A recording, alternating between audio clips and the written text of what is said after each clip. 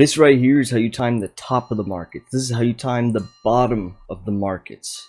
I've got a lot of juicy stuff for you, so let's get on into it. We're going to look at Bitcoin dominance, and talk about how that's going to affect altcoins. Now, as far as predicting the top of the Bitcoin bull markets, it's been very consistent, right? We have from the bottom to the top, 24 months, bottom to the top, 35 months, bottom to the top, 35 months. Well, if this is consistent, we're about to see the top on Bitcoin, or we already have. And again, same logic applies. From the top to the bottom of the markets, we have 14 months, 12 months, and 12 months. Safe to assume it takes about a year. Well, that year will put us at, September of next year. We'll see the bottom of the Bitcoin markets. Now, I already made a video on this, but this tells you the exact bottom on Bitcoins. If you take these numbers and use them to get a ratio, you get confluence on the 30,000 level. I'm very confident in this being the Bitcoin bottom right here at that 30,000, 31,000. Bringing things back in, we're going to compare Bitcoin to Bitcoin dominance. There's a couple things I need to show you.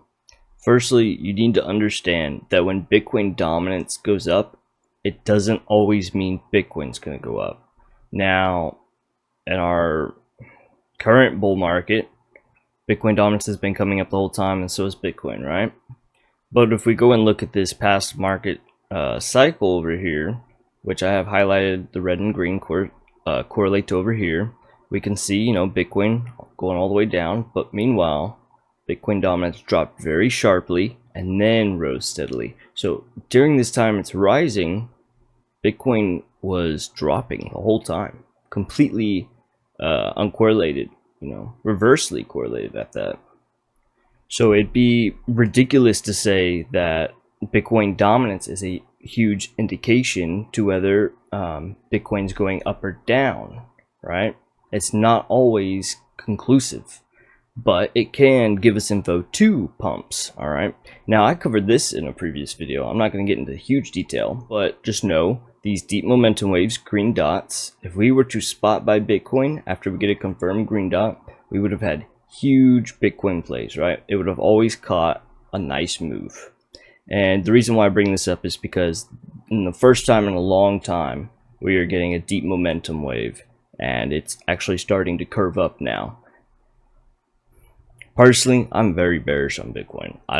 If we come up for another high, it's just going to be a little tap like we've been doing. You'll need to recognize we have not been making strong highs, right? Look at this, SFP, little high here, and a nice gap there if you want to call that.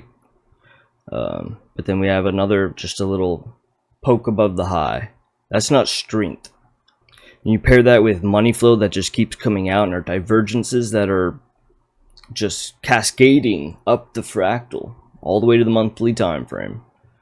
This is the last time to sell. A lot of people don't like hearing that. Now, going back to our predicted, how we get our predicted all-time high on that date, it's saying that it's about the, 1st of October that Bitcoin all-time high is going to be at now. That's a very specific prediction. If you want to take it that specific, that's up to you. But it's saying that we could come up. Now, what could be a catalyst to bring us up? Well, that weekly green dot we were looking at on Bitcoin dominance. What else do we have on Bitcoin dominance? You have bullish divergences on the daily time frame, as well as you have your money flow curving up. But then you go and look at Bitcoin, and we have a hidden bullish divergence on the daily time frame, and a lot of other bearishness telling us, hey, we probably aren't going to come take this high. Okay, well, how do we figure out when altcoins are going to pump, right? Now, we've had in the past some very sharp declines in Bitcoin dominance, which has led to those insane gains on altcoins. But we also have some indications, some early signs. So as you can see over here on Bitcoin dominance, we peaked on Bitcoin dominance, and it was also a peak on Bitcoin price over here, right? Very sharp decline in Bitcoin dominance, and we had some Altseason there. Now, that 2020-2021 Bitcoin bull run was a little unique with our double top, the divergence that gave us the bear run and all that. where we have a bearish divergence as well on the Bitcoin dominance, okay, where Bitcoin dominance peaked way back in here, and then we had another peak all the way about over in here in this Bitcoin price, and then it started to put in its highs, followed by a very sharp decline in dominance. Remember what I was saying, they're not always correlated. Bitcoin dominance dropping like a rock, but Bitcoin still came higher. All right, now I'm gonna say it a little slowly for y'all. All right, Bitcoin peaks, this green vertical line, dominance drops, Altseason. Okay, now I know it's an all-time high, but Bitcoin was very much so peaking. That's a huge push. And what do we have? Sharp decline in dominance.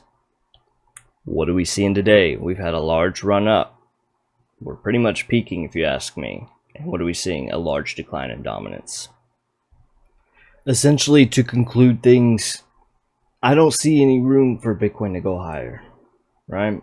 And even if it does, small gains. I don't like buying the top. We have all these altcoins who are primed to have huge gains. So yeah, I'm selling Bitcoin and I'm buying altcoins. And I hope y'all would consider and hear out what I've been saying. At least manage your risk accordingly, okay? Just please manage your risk accordingly. Thanks for your watching, and God bless.